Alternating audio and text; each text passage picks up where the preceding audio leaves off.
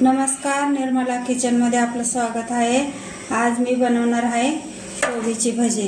हे बघा, कोबी असा एकदम बारीक चिरून आणि धुवून घेतलेला आहे मी। हे पोहे घेतलेले, हे मिक्सरला मी बारीक करून घेतलेले, ते आता आपण घालून घेऊया। हे बघा, आता आपले पोहे घालून मैदा घालून झालेला आहे। आता मी हे पोहे मिक्सरला बारीक करून घेतले, ते पण घालून घेणार आहे आणि थोडीशी आपण हळद घालून घेणार आहे आणि चवीनुसार मीठ भी घालून घेणार आहे। तर आता आपण आलं लसूण पेस्ट पण घालून घेणार आहे। ते बघा, आता आपण याच्यात थोडासा सोया सॉस पण घालून घेणार आहे।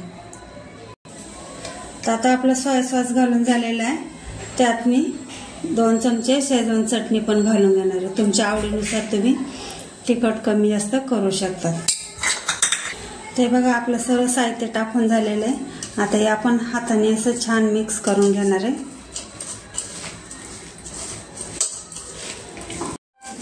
ते बघा, आपलं मिक्स करून झालेलं आहे।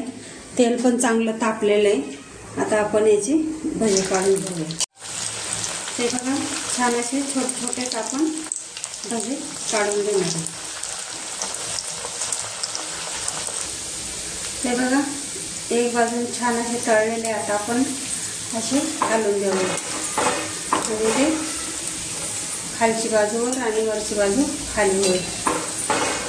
ते बघा, किती छान कलर आलेला आहे। ते बघा, छान असे आपले तळून झालेले। अजून आपण 2 मिनिटं थांबूया। असे खालीवर करून द्यायचे आणि लगेच काढून घ्यायचे। बघा, किती छान कलर आलेला आहे।